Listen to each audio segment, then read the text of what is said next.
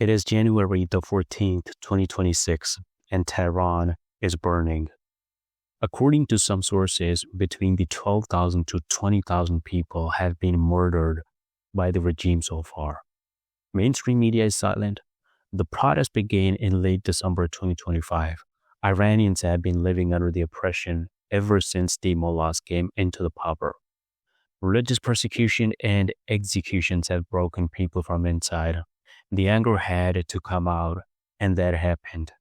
Nationwide protests against Khamenei is not just because of oppression, but also because of the economic failure. Prices for basic goods like food and medicine have risen, and value of the Iranian currency has collapsed. As the protests are spreading across the country, the regime is responding with the severe forces. Numerous evidences have made it clear that there is a use of ammunition, tear gas, and other brutal methods to try to disperse the crowds.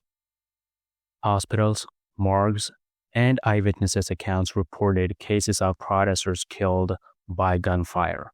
Rights groups and activists inside Iran, whose information is often smuggled out despite the communications controls, reported around 12,000 deaths early on and warned the real number could be much higher because of the difficulty of independently verifying events under tight media restrictions.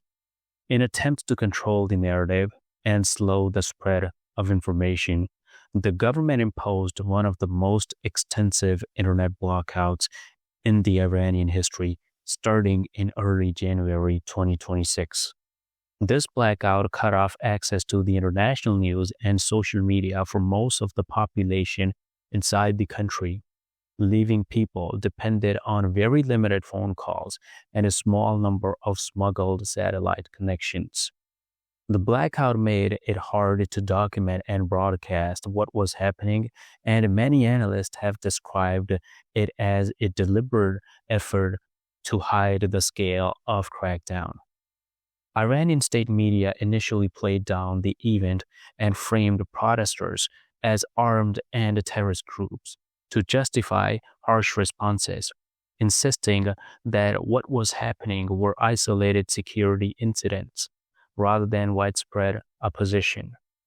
At the same time, official statement acknowledged a high number of people killed and described them as martyrs, showing how intense and deadly the situation has become. Iran's leadership, especially Khamenei and his inner circle, has responded by justifying the violence as necessary to protect the state and accusing outside powers of fomenting unrest. They have portrayed protesters as extremists or foreign agents to justify the heavy repression. This response is consistent with how the regime has handled previous waves of dissent. When Iran's current system took power in 1979, there was a wave of executions and political killings in the early years of consolidating power. From January 1980 through 1981, at least hundreds of people were formally executed, and broad estimates suggest that thousands of Iranians were executed between 1981 and 1985 under revolutionary-era trials and political repression.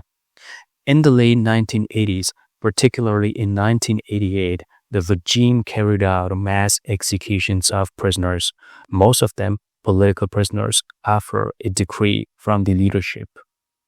In the late 2019 and early 2020, a large protest broke out when the government raised the gas prices by 50%.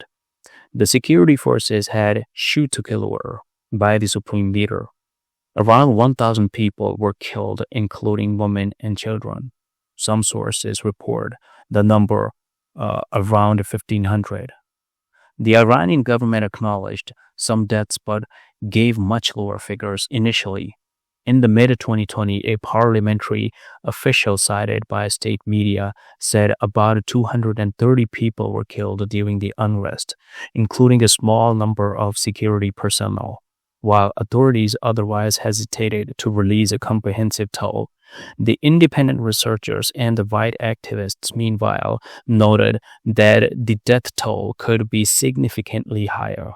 Some external analysis cited unverified estimates as high as 1,500 or more, though those higher numbers have not been officially confirmed and are often based on activist reporting rather than independent documentation.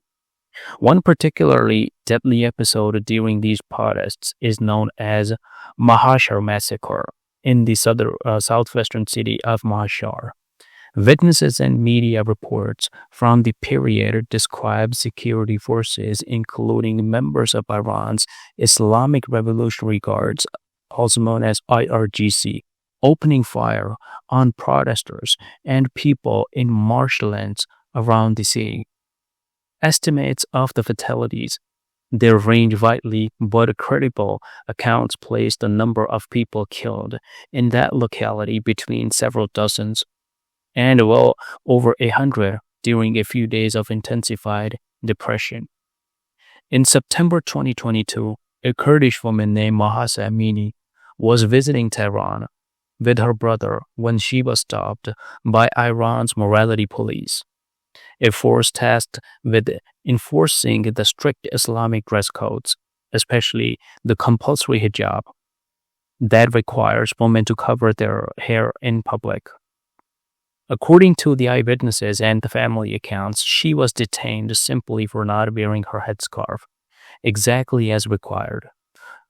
Around the time of her arrest, credible reports, including witness statements and human rights investigations, indicated that she was beaten while in custody, including the police van, and that she fell into coma as a result of injuries.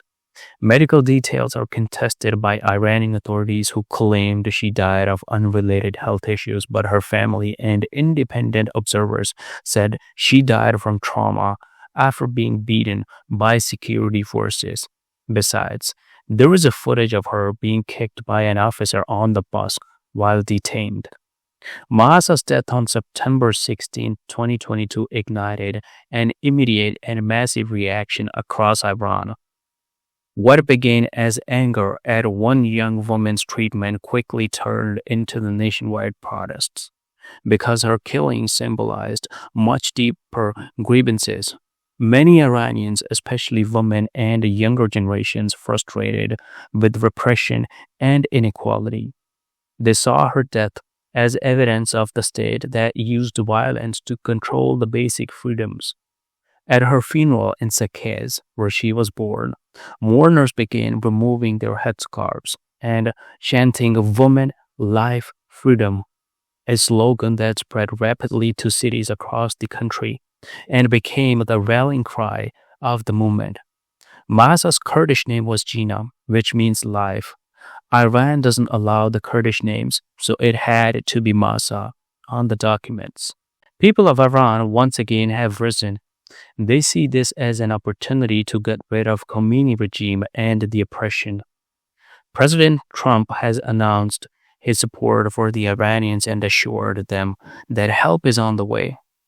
There are strong indications of regime change in Iran by the end of the month. Meanwhile, the prayers are up for the Iranian people.